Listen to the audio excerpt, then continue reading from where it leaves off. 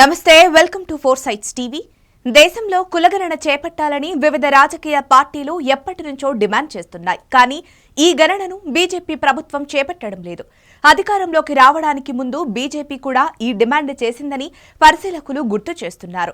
2021 జనాభా లెక్కలతో పాటు కులగణన చేపడతామని బీజేపీ ప్రభుత్వం గతంలో ప్రకటించినా కరోనా కారణంగా జరగలేదు. కరోనా కష్టకాలం గడిచిపోయినా ఇంతవరకు చేపట్టలేదు. ఏ కారణాల వల్ల కులగణన జరగటం లేదన్న దానిపై పెద్ద ఎత్తున చర్చ జరుగుతోంది.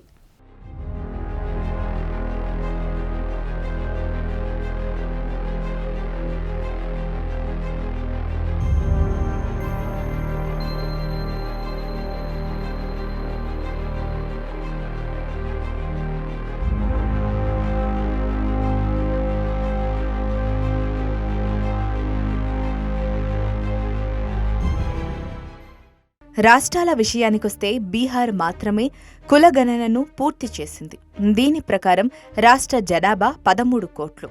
వీరిలో ఓబీసీలు 27.12%, ఈబీసీలు 36.01%, షెడ్యూల్డ్ కులాల వారు 19.65%, షెడ్యూల్డ్ తెగలవారు 1.68% ఉన్నారు. అగ్రవర్ణాలుగా చెప్పేవారి సంఖ్య 15.52%గా ఉంది. దేశంలో రిజర్వేషన్ల అమలుతో పాటు సంక్షేమ పథకాల అమల్లో కులానిది కీలక పాత్ర.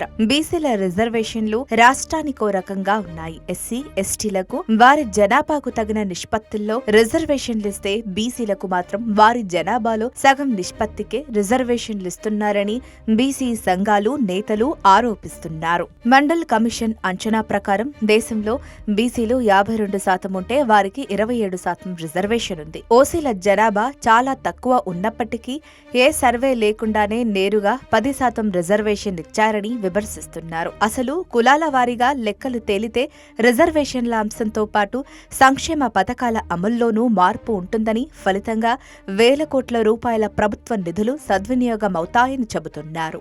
దేశంలో మొదటిసారి బ్రిటిష్ వారి కాలంలో 1931లో కుల గణన జరిగింది. తర్వాత ఏ ప్రభుత్వము కులాల వారీగా జనాభాను లెక్క పెట్టలేదు. 1941 జనాభా లెక్కల నుంచే ఈ కేటగిరీని తీసేశారు. వాస్తవానికి రాజకీయ పార్టీల వద్ద ప్రభుత్వం దగ్గర 80-90% వరకు లెక్కలున్నాయి.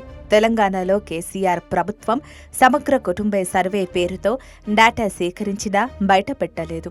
ఏపీలో చంద్రబాబు కొంతవరకు, తర్వాత జగన్ మరింత సమాచారాన్ని వివిధ రూపాల్లో సేకరించి పెట్టుకున్నారని పరిశీలకులు చెబుతున్నారు.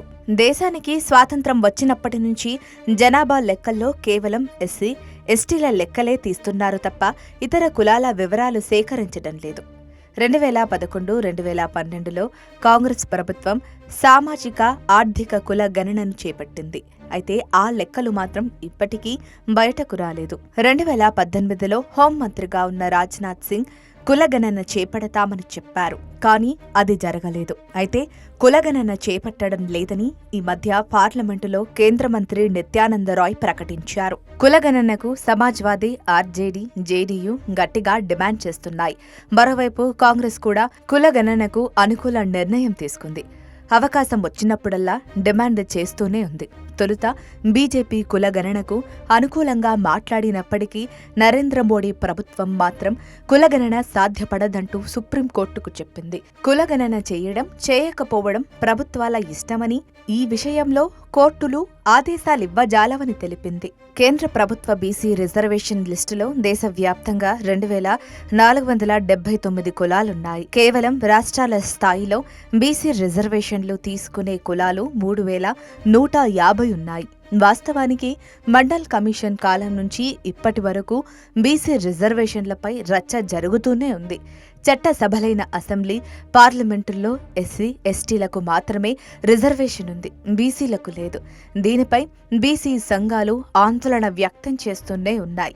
స్థానిక సంస్థల్లో అంటే మున్సిపాలిటీలు, పంచాయతీల్లో మాత్రం వారికి రిజర్వేషన్ ఉంది.